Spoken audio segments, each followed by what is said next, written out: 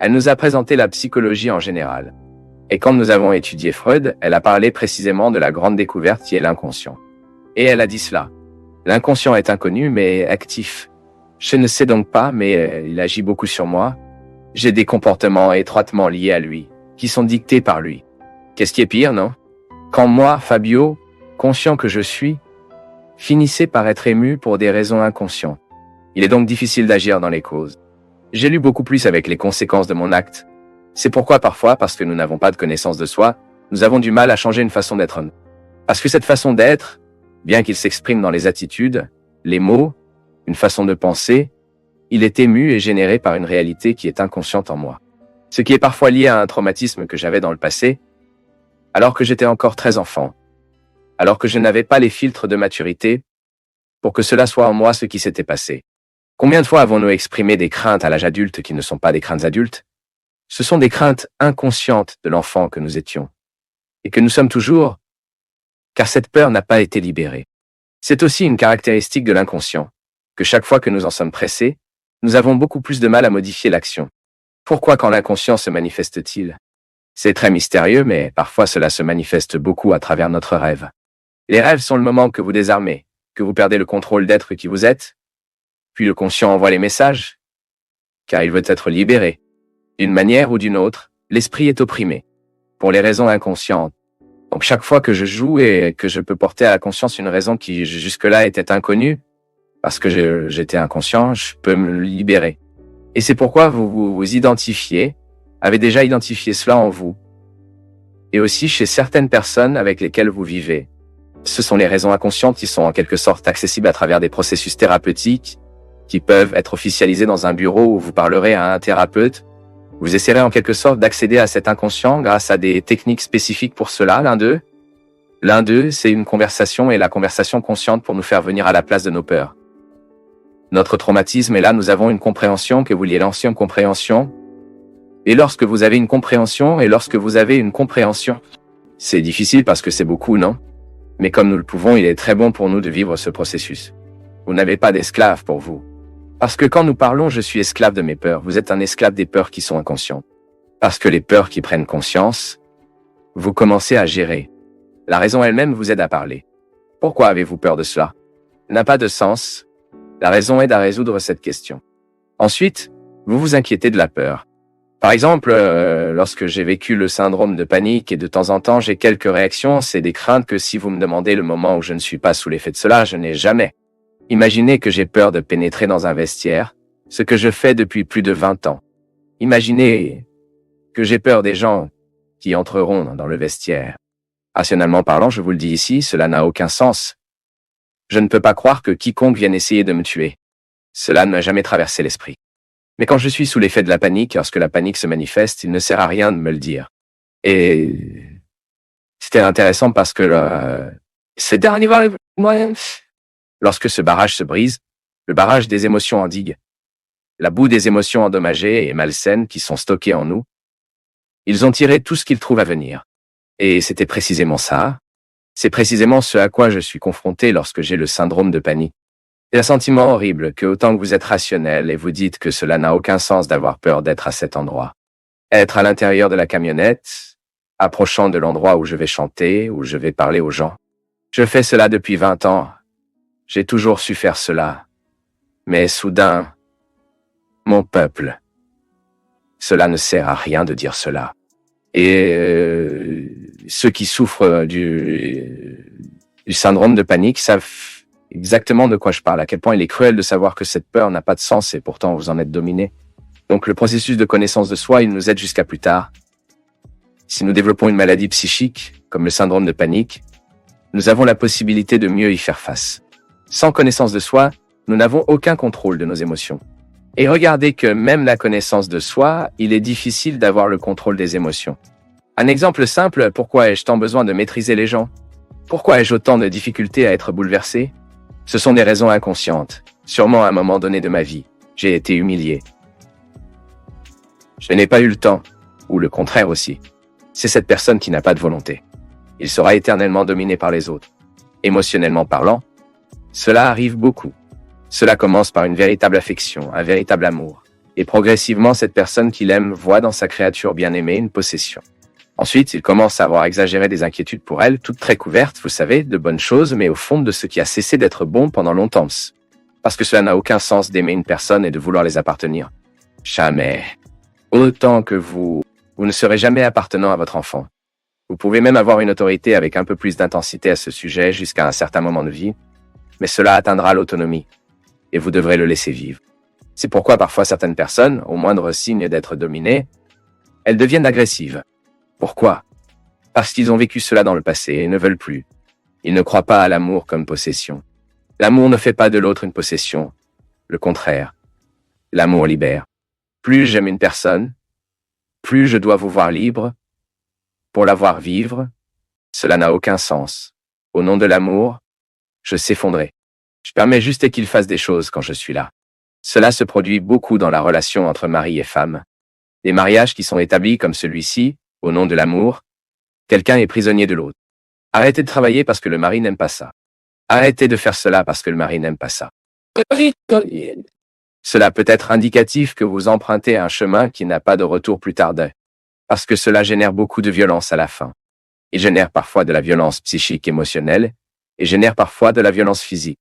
Parce que l'autre, interprétant comme une possession, il dit l'amour, ressent même le droit d'éliminer sa vie s'il le contredit. L'agression contre les femmes, qui est dommage dans notre pays, un nombre effrayant de femmes sont agressées quotidiennement par leur mari, leur petit ami. Cette semaine, nous avons vu par une femme de 52 ans qui a organisé une réunion avec un garçon et a été agressée par lui pendant 4 heures. La femme est déformée. C'est notre société. C'est notre société. Donc, parfois, et parce que parfois nous manquons de connaissances sur soi, nous n'apparaissons pas ce don d'être heureux. Nous nous soumettons les uns aux autres. Et parfois même avec une illusion que l'autre a l'obligation de nous rendre heureux. Non. L'autre peut même participer à notre bonheur. Mais qui doit faire ses devoirs? C'est moi. Si je ne fais pas mes devoirs, si je ne suis pas une bonne entreprise pour moi, si je ne suis pas un bon ami à moi, je serai à peine un bon ami de quelqu'un, je serai une bonne compagnie de quelqu'un. Je sais que cette fois, maintenant que j'y étais, j'ai écrit près de 140 pages d'un de mes projets qui avait été arrêté depuis longtemps. Mais pourquoi je ne le fais pas chez moi, ici, à Taubaté? Pourquoi ne puis-je pas avoir une routine, une discipline, une plus grande culture du silence? Parce que je suis naturellement dispersé. J'ai tendance à être dispersé. Et si je suis dans un environnement qui me disperse, je veux aller là-bas dans la cuisine, je veux parler à Tech, je veux se parler. Voici ici. À partir du moment où vous n'avez personne à qui parler, que vous êtes dans une maison, que vous ferez votre déjeuner, vous nettoierez votre maison. Vous prendrez soin de votre vie quotidienne, vous commencez à vivre avec vous, et vous accédez à une fertilité, que seules ces situations se réveillent en nous. Et là, vous devez apprendre à vivre avec vous. Et comment est-ce positif, mon peuple? Comme il est bon pour nous d'avoir le droit de vivre du temps dans la solitude, que vous découvrirez la compagnie pour vous, vous vous proposez, vous savez, que parfois les gens se offrent tellement les uns les autres aux autres, mais osent vous offrir. La connaissance de soi passe par cela. L'opportunité que nous avons d'observer notre mode de vie et d'être. Parce que c'est à partir de ce respect que nous prenons en contact avec ce que nous sommes et, surtout, avec ce que nous pouvons faire ce que nous sommes, en nous transformant quotidiennement.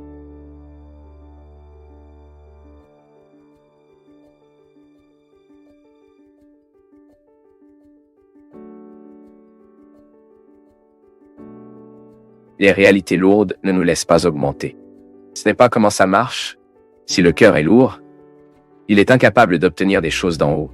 Maintenant, s'il jette quotidiennement les ordures qu'il stockera, avec les relations qu'il a, avec les réalités qu'il pèse, d'être blessé, c'est comme ça que ça marche. Il n'y a pas d'autre moyen, mon peuple. Vous êtes-vous déjà arrêté pour penser que plusieurs fois dans votre vie, avez-vous votre croissance humaine parce que vous manquez de légèreté? Parfois ne traitant que l'autre. Il est très difficile pour nous de se rapporter à une personne qui est lourde tout le temps, qui a un sac de problèmes et qui se fait pour briser ses problèmes tout le temps sur les autres. Oubliez un peu vos problèmes. Parlez d'autre chose. Être plus léger pour l'autre. Jetez vos excès. Permettez à Dieu d'être dans votre cœur.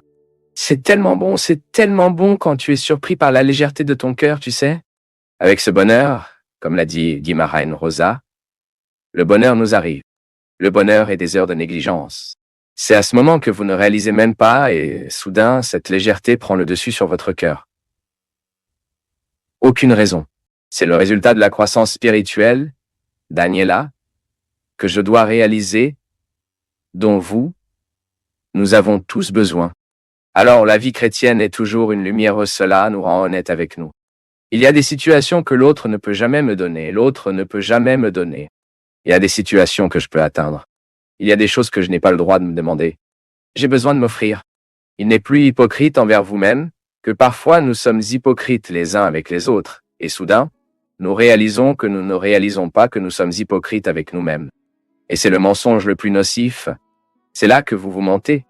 C'est à ce moment-là que vous jouez quotidiennement un camion de mensonges que vous ne croyez même pas. Déchet absurde. Sauve-toi. Ceci, mon peuple, est une honnêteté qui fait beaucoup de différence ces jours-ci. Parce que les gens sont très paresseusement spirituellement. Ils sont très non liés émotionnellement. Une immaturité tout le temps. Cela commence à être plus réaliste, commence à être plus vrai avec vous. Vous méritez cette honnêteté. Parfois, vous n'êtes pas aimé. C'est parce que vous êtes trop ennuyeux. Il y a beaucoup de gens trop ennuyeux tout le temps, et pensent que l'autre doit porter les faits qui lui sont les siens. Non, je n'ai aucune obligation de porter les faits qui vous appartiennent. Je peux même vous aider dans beaucoup de choses. Je n'ai pas le droit de juger mes faits sur l'autre. Donc je suis pas léger, je fais pas un point de vue et je veux que l'autre me prenne dans le dos. C'est ça équitable? Manque de vie spirituelle dans nos vies, il y a de la matière. Vous pouvez voir, nous occupons notre temps avec des réalités matérielles, avec des situations matérielles, et nous n'avons pas ce temps réservé à la construction de l'esprit, à cette vie intime que seul Dieu peut nous donner. C'est la vie spirituelle. Lorsque vous vous attendez à du temps pour vous apporter la réponse, vous détacherez vos angoisses, et vous débarrassera de toutes les réponses à ce moment-là, et vous vous permettez de vivre. Je veux faire l'expérience du décapage, de ne pas avoir la réponse aujourd'hui. Je veux apprendre à dormir quelques jours avec la question. Pourquoi est-ce arrivé? Je ne sais pas, mais c'est arrivé. Et savoir peut même ne pas répondre. Parfois, la réponse ne répond rien. Pourquoi? Parce que le cœur recherche une autre réponse, qui ne sera formulée qu'après une longue période. Loin de ces pertes qui m'ont fait souffrir tant. Parce que bien sûr, vous avez le droit d'aimer votre maison. Vraiment l'amour, soyez prudent. Qui aime établit un lien qui nous place du point de vue des soins, de l'évaluation. Bien sûr, c'est différent l'amour que vous avez pour la maison de l'amour que vous avez pour votre enfant. Car il y a une réciprocité là-bas. Aimer une personne est différent d'avoir un amour pour une structure. Mais ce n'est pas un problème de dire que nous avons un amour pour la structure où nous vivons. Nous nous identifions à ces murs, avec ces rideaux, avec cette odeur, n'est-ce pas? C'est tellement bon quand nous après un voyage à la maison et vous sentez votre maison, l'odeur de votre lit, l'odeur de votre garde-robe, est si agréable. Il y a donc tout un ensemble de significations qui vous fait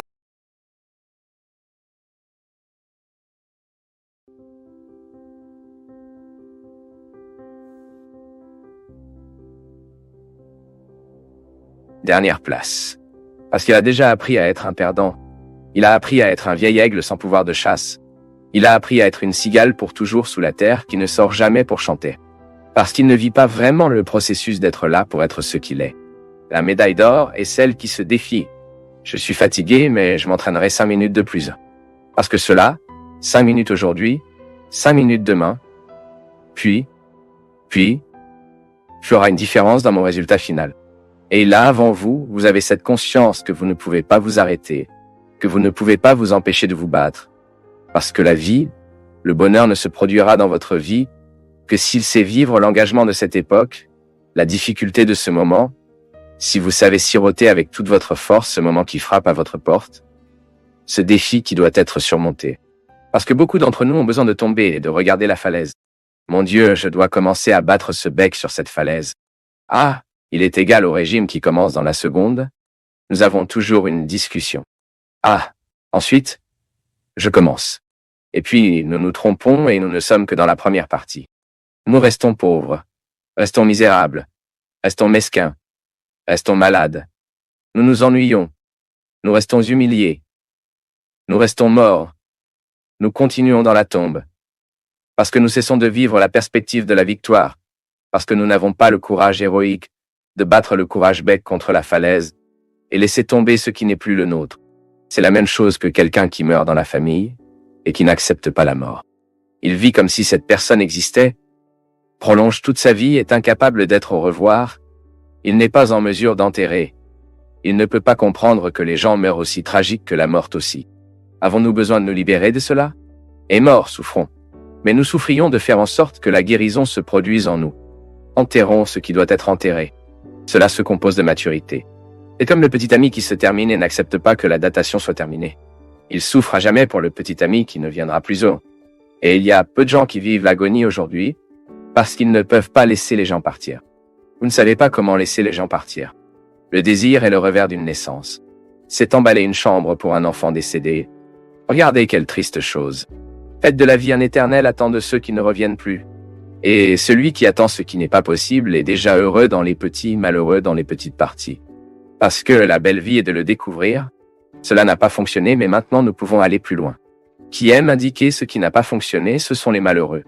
Qui aime indiquer ce qui ne fonctionnait plus, ce sont ces petits gens. Et nous sommes plein de gens comme ça.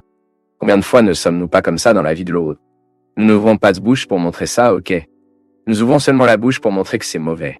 Combien de fois faisons-nous dans nos vies? Un souvenir constant pour l'autre qu'il n'est pas bon. Vous ne pouvez que signaler la pauvreté de l'autre si vous avez une richesse à présenter. Sinon, votre doigt d'accusation n'est pour rien. Cela ne fait aucune différence dans la vie de l'autre. Le diable. Le diable. Je n'aime pas imaginer le diable comme un homme à cornes. Non. Pointant. Non, non. Savez-vous comment j'aime penser le diable? Et qu'est-ce que je pense que c'est une façon plus saine de penser? Lorsque nous sommes mauvais dans de petites choses, lorsque l'autre établit une relation du mal juste à tromper, c'est démoniaque en nous. C'est comme si le mal était là et que j'en prends une partie et je parle. Je veux maintenant être mauvais aussi.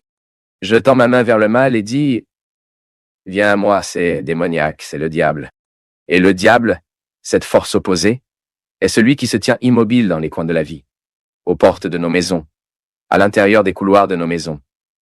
Pour le dire, regardez là ce que vous avez fait de mal.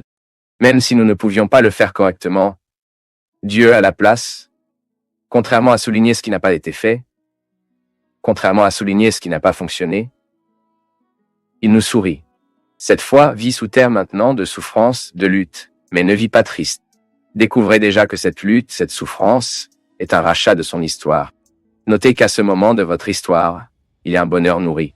Et que vous ne pourrez que le reconnaître car vous pouvez réaliser qu'à ce moment de votre vie, votre histoire, il y a une douleur, mais il y a une joie préparée.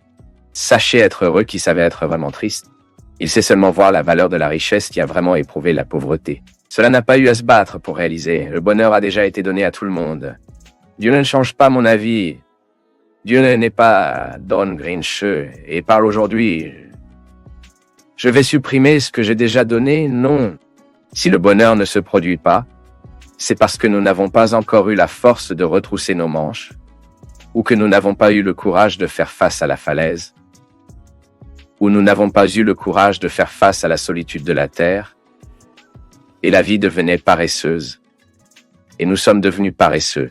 Nous ne devenions pas en mesure d'assumer le sacrifice de cette époque, de ce moment. Et puis nous avons...